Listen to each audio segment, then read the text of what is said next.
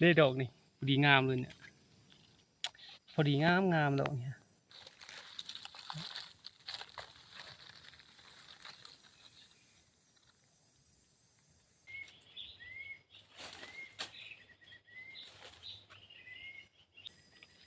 ผลไม้ธรรมชาติพี่น้อง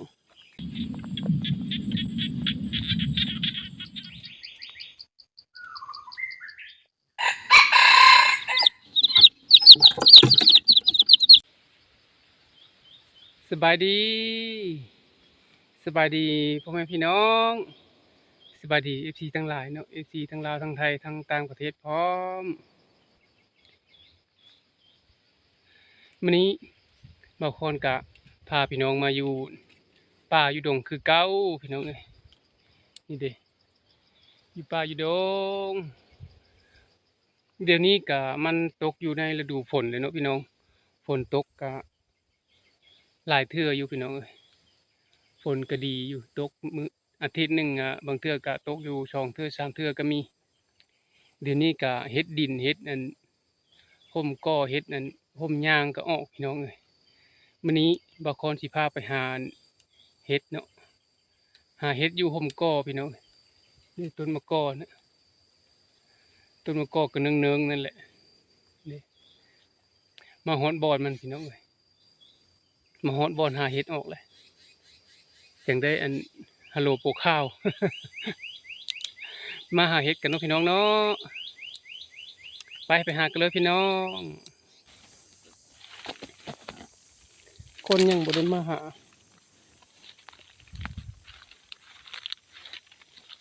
เฮ็ดก็สิอยู่ตามนี่แหละมันออกตามห่มก่อนี่แหละพี่น้องบางคนเขาก็สิบ่เก็บกินได้เฮ็ดนี่นะเขาว่ามันบ่แซ่บว่ะเด้ดอกเห็ดเด้น้องได้อยู่พี่น้องกันจะหูว่าเฮ็ดอันใดกินได้กินบ่ได้มื้ออื่นเช้าเลยแกงลุงวัดพี่น้อง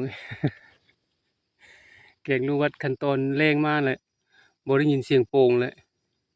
แสดงว่าเฮ็ดนั้นน่ะเบื่อพี่น้องคัน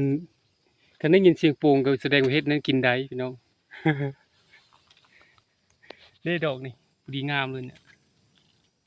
พอดีงามดอกเนี่ย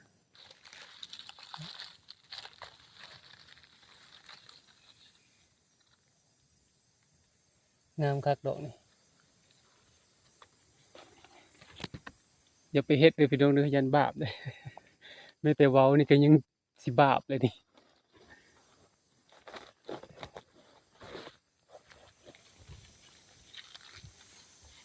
บ่ได้ไปหาเต้าไก่เต้ากาเลยเดี๋ยวนี้มันมันเป็นฤดูฝนแล้ว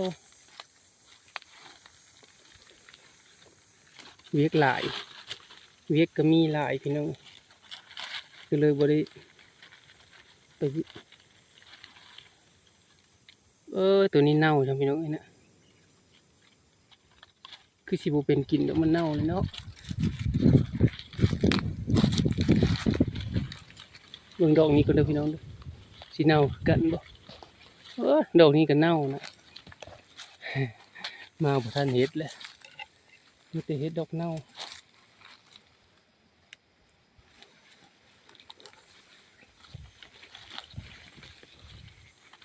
มันก็มีหลายบ่อนออกอยู่ได้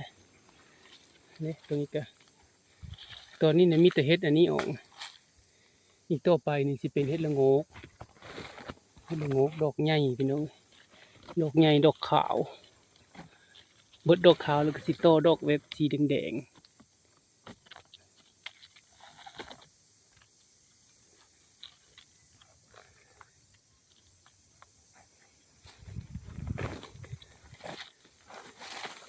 เฮ็ดอันนี้นี่แกงนี่มันสีออกขมๆ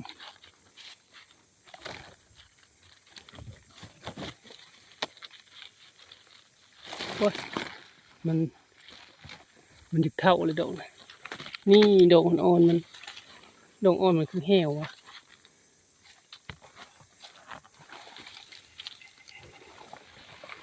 ดอกหลายอยู่พี่น้องเด้คืออยากเข้าไวทีเนาะเออดอกนี้เด้เบิ่งดูดอกนี้ใส่ได้บ่ได้มาหาปีนี้เป็นเทื่อทวีตได้พี่น้องมาหานี่นะปีที่ก่อนมาหาดุคือหยังสงสัยคนคือสิบ่ได้เข้ามาหาเฮ็ดอันนี้มันจังยังเนี่ยดอกเป็นจุ่มนี่พี่น้อง3 ดอกไปฮักซ้ำนี่เอาดอกมาเลยยาบ่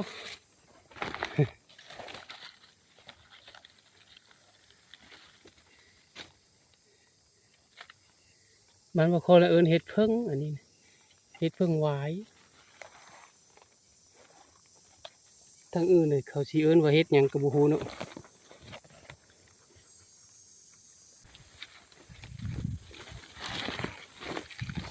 หมดยามมันแล้วออกคู่ปีบ่อนนี้นะเคยมาเอาพี่น้อง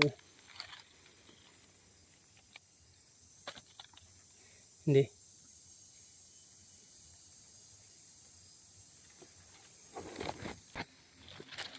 เด็กดอกใหญ่เด้อพี่น้อง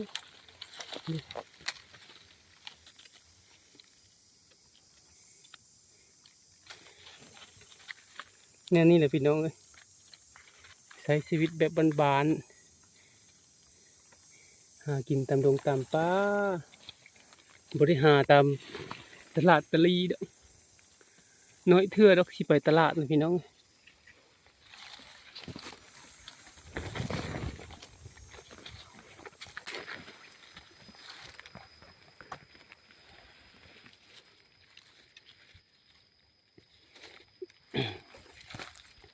ฝนแต่เมื่อวานนี่ก็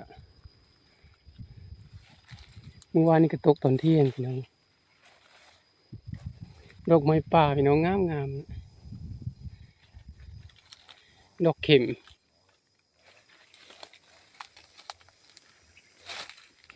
บ้าพี่น้องเอ้ยแถวนี้นี่คือสิบ่มีเนาะหมูป่ามันมาดูดปืดแปลนเบิดคือสิบ่มีดอกแถวนี้เนี่ยหมูป่ามันดูดปืดไปเลยว้าวเด้อหมูป่าเฮ็ดได้ยังมาดูดป่าเฮ็ดนี่นะอืมแถวนี้มีแต่หมูป่านี่นะหมูป่ามันดูดไม่ไหมพี่น้องอืมมันมาดูดเมื่อคืนนี่ก็บ่จักมุ่นไปเลยแถวนี้อืมหมูป่าดูด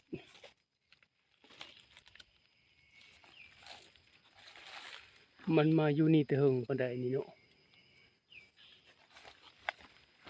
โอ้ยแถวนี้หาบ่ได้ดอกพี่น้องหมูป่าดูดปืดไปเลยบ่มีเฮ็ดดอกเฮ็ดก็บ่ออกดอกหมูป่ามาทำลายหน้าดินหมดเลย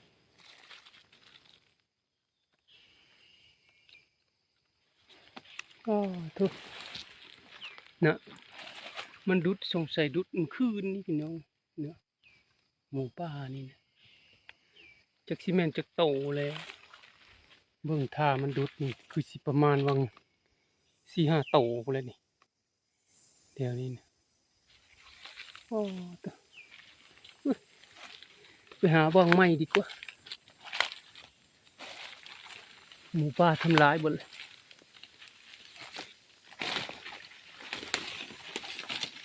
สำหรับมื้อนี้ก็พาพี่น้องไปหาเห็ดก็พอเท่านี้ก่อนเนาะพี่น้องเนาะเห็ดก็ได้หลายอยู่พี่น้องได้หลายอยู่พอแกงอยู่ดอกนี่เด้อสิให้เบิ่งเด้อพี่น้องเด้อสิให้เบิ่งเห็ดก่อนเด้อเด้อเห็ดก็ มีแต่เฮ็ดเพิ่งอันนี้ทั้งเบิดพี่น้องเฮ็ดอื่นเฮ็ดอันอื่นบ่มีเนี่ยมีแต่เฮ็ดเพิ่งอันนี้มันบ่ขมเลยพี่น้องรุ่นนี้นะรุ่นนี้น่ะบ่ขมกันรุ่นหนึงน่ะขมรุ่นตีนแหล่ๆดอกอิดๆขมตีนสูงอันนี้ตีนมันเตี้ยมันบ่ขม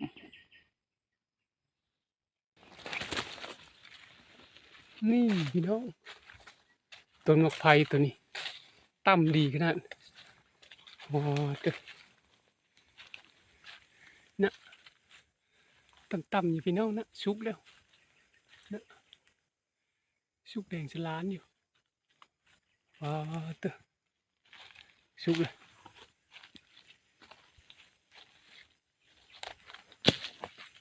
ขึ้นเอาก่อนขึ้นไปเอาก็คือสิบ่ยากดอกซิมมันก่อนเนาะพี่น้องเนาะซิมเบิ่งก่อน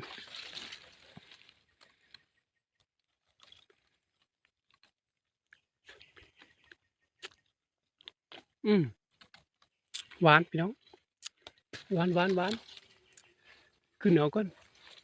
ขึ้นเอาไฟก่อน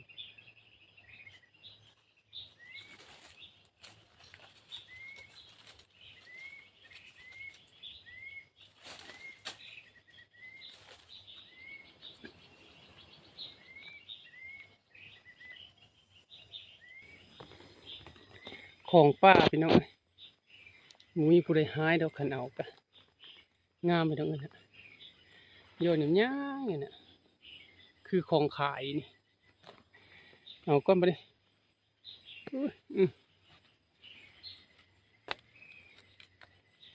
มาเด้อพี่น้องเด้อมาขึ้นเอาน้ำกันเด้อมักไผ่ได้นี่ไผ่หวานเลยนี่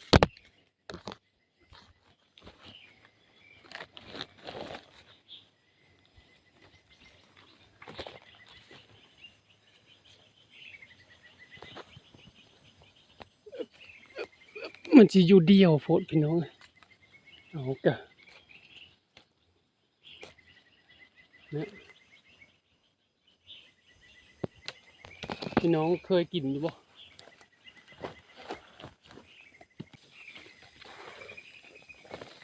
คือแม่นมันหลายพี่น้องเอ้ยดู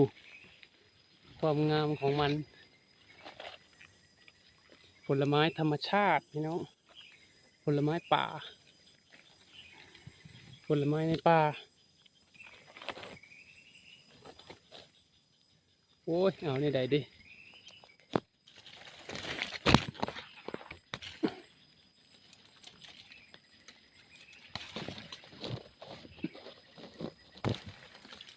ของกินในป่าบดจำเป็นต้องซื้อเขาวะ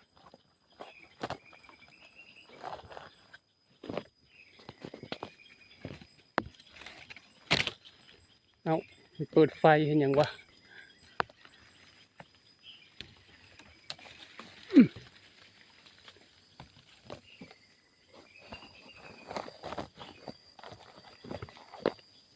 งามพี่น้องเนี่ยเรียงรายสลายชุดเยอะเลยของปลานี่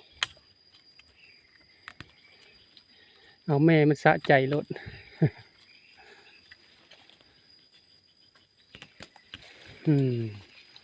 นี่จบพี่น้องเลยพอเท่านี้ลงก่อนบ่านี่อุ้ยจนเต็มถุงเลยนี่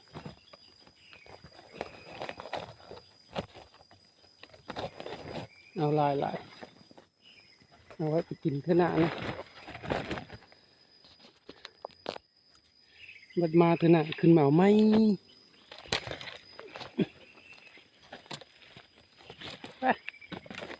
ทางลงกับผู้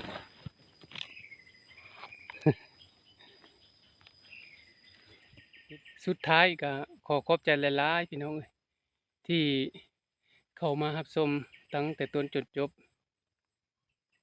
และก็ฝากกดไลค์กดติดตามเด้อพี่น้องเด้อกดไลค์เพื่อเป็นกำลังใจ กดติดตามเพื่อเบิ่งคลิปวิดีโอต่อไปพี่น้องเอ้ยขอบใจหลายๆไปเลยเด้อบ๊ายบาย